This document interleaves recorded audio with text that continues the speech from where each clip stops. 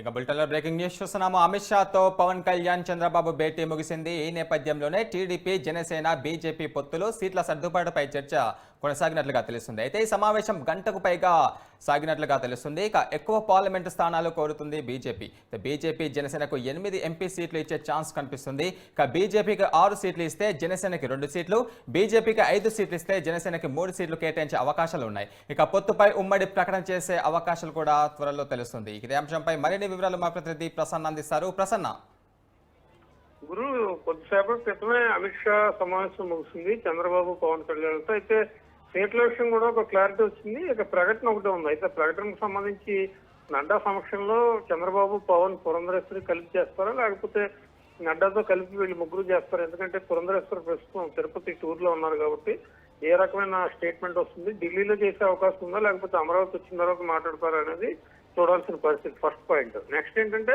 బీజేపీకి 8 పార్లమెంట్ స్థానాలు ఓవరాల్ గా 6 అయ్యాయని అనుకున్నారు, కానీ 6కే ఒక 2 తగ్గాయి. ఇంకొక విషయం ఏంటంటే జనసేనకి ఇచ్చిన 3 కూడా ఒకటి తగ్గించి అది బీజేపీకి ఇచ్చే ఆలోచనలో ఉన్నారు. అంటే బీజేపీకి యాక్చువల్ గా 5 సర్దుబాటు చేస్తే జనసేన నుంచి ఒక సీట్ మళ్ళీ తీసుకొచ్చి బీజేపీకి ఇస్తే 6-2 యాంగిల్లో సీట్లు సర్దుబాటు అయినట్టుగా తెలుస్తుంది. అంటే 8 పార్లమెంట్ స్థానాలని 8 లోక్సభకు సంబంధించి జనసేన బీజేపీ కలిపి పోటీ చేసే అవకాశం ఉన్నట్టుగా కనిపిస్తుంది. అంటే జనసేనకి ఇచ్చిన దాంట్లో ఒకటి కోత విధించినట్టుగా మన ప్రస్తుతం ఉన్న సమాచారం ప్రకారం ఉంది. అయితే అసెంబ్లీ స్థానాలు బీజేపీ 10-12 అడుగుతుంది, కానీ 7-8కే ఇవి కూడా వచ్చే పరిస్థితి అయితే కనిపిస్తుంది. మరి ఓవరాల్ గా ఈ ప్రకటన వచ్చిన తర్వాత ఎన్ని సీట్లు ఏంటి, అభ్యర్థులు ఎవరు అనేది ఇవాళ రేపట్లో పూర్తి స్థాయిలోనే వస్తుంది. అయితే ఇక్కడ చూడాల్సిన విషయం ఏంటంటే టీడీపీ ఎన్డీఏలో చేరే అంశానికి సంబంధించి ఇంకా క్లారిటీ రాలేదు. ఒకవేళ ఈ పొత్తు కుదిరితే కనుక ఎన్డీఏలో చేరుతున్నాను అఫీషియల్ గా ఢిల్లీలోనే చంద్రబాబు ప్రకటించే అవకాశం ఉంది. ఎందుకంటే జాతీయ రాజకీయాలు ఎన్డీఏ చాలా కీలక పాత్ర పోషిస్తుంది కాబట్టి ప్రస్తుతం చాలా పార్టీలు ఎన్డీఏలో కలుస్తున్నాయి కాబట్టి ఆర్ఎల్డీ కావచ్చు, బీజేడీ కావచ్చు,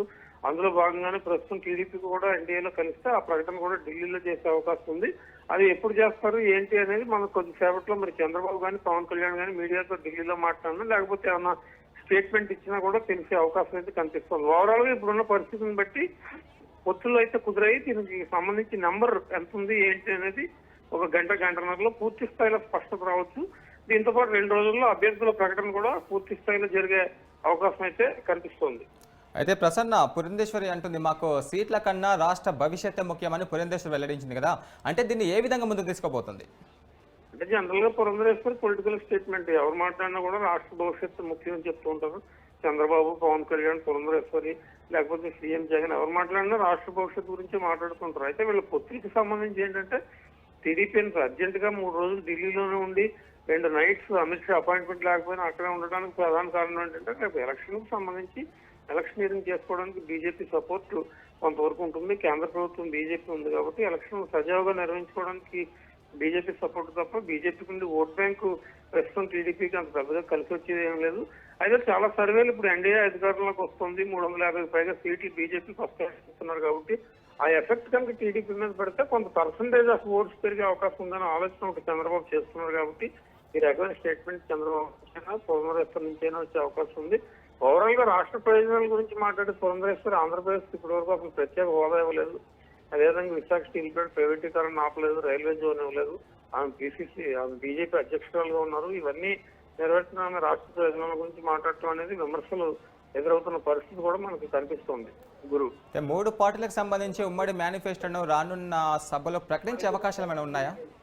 అంటే రేపు 17వ తారీఖు చిలకలూరుపేటలో ఒక సభ ఉంది. ఆ సభలో టీడీపీ జనసేన మాట్లాడుకుంటూ ఉంటారు. బీజేపీ కనుక కలిస్తే పరిస్థితులు ఏ రకంగా ఉంటాయని చూడాలి. ఎందుకంటే ఇప్పుడు పొత్తు కుదిరింది కాబట్టి కంపల్సరీ 17వ తారీఖు చిలకలూరుపేట సభలో బీజేపీ కూడా అటెండ్ అవ్వచ్చు. బీజేపీ యాంగిల్లో మరి ఒకవేళ అన్ని కుదిరితే పురంధరేశ్వరి కూడా చిలకలూరుపేట సభకు హాజరయ్యే అవకాశం ఉంది. అక్కడే ఉమ్మడి మేనిఫెస్టో 3 పార్టీలు కలిపి ప్రకటించవచ్చు. 3 పార్టీల్లో బీజేపీ మేనిఫెస్టో అదనంగా ఏం చేస్తుంది, ఎందుకంటే బీజేపీ పాయింట్ ఆఫ్ వ్యూలో జాతీయ స్థాయిలో కొన్ని నిర్ణయాలు ఉంటాయి కాబట్టి వాళ్ళు ఆ యాంగిల్లో కూడా మేనిఫెస్టోలో కొన్ని మార్పులు చేసే పరిస్థితి అయితే మనకి కనిపిస్తూ ఉంది. గురు, థ్యాంక్ యూ ప్రసన్న.